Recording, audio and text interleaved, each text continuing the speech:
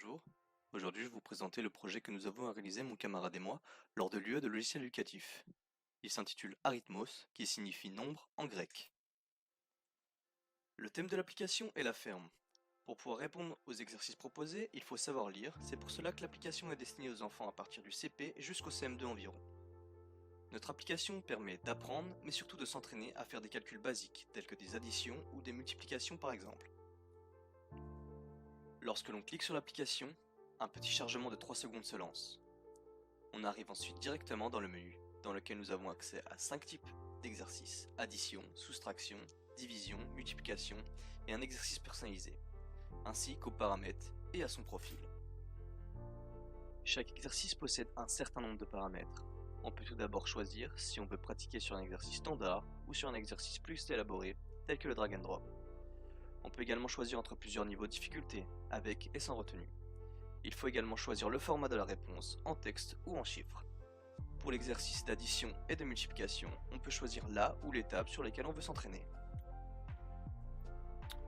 Lançons maintenant un exercice simple en addition afin de mieux voir comment il fonctionne. Une question s'affiche sur l'écran, vous devez simplement y répondre dans le format sélectionné au préalable. Si le problème est trop difficile, il est possible de demander une aide en cliquant sur la cloche en haut à droite. Celle-ci permet d'afficher des images correspondantes à la question, ici des roses. Il est également possible de cliquer dessus afin de faciliter le comptage. Une boîte de dialogue s'affiche et vous informe si votre réponse est correcte. Sinon, il vous donne la bonne réponse.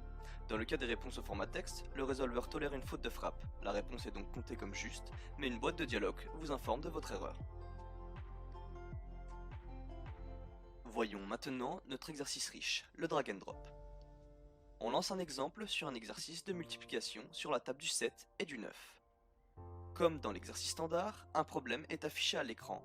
En fonction de ce problème, les objets à déplacer ne sont pas les mêmes, ce qui rend l'exercice plus interactif. Ici, nous avons des moutons que nous devons déplacer dans des enclos.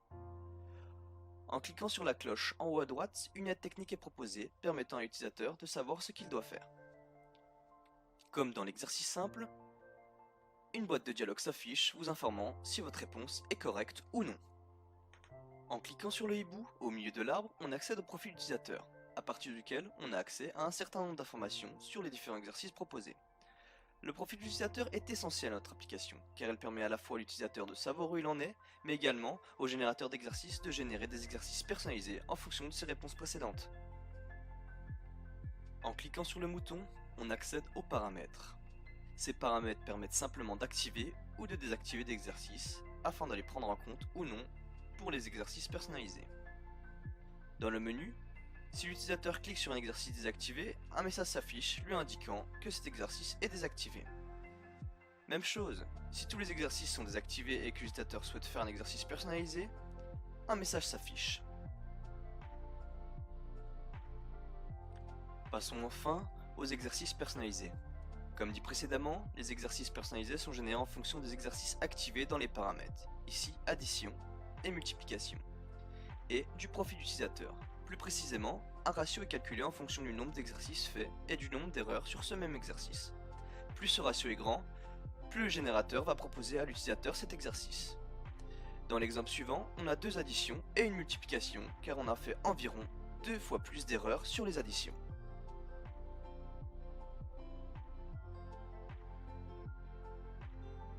Pour conclure, nous avons mis en place un certain nombre de fonctionnalités telles que le drag and drop afin de rendre notre application plus ludique, ainsi qu'un maximum de modules tels que les aides techniques et pédagogiques, le profil de l'apprenant ou encore le résolveur qui rend notre application plus riche et plus intelligente.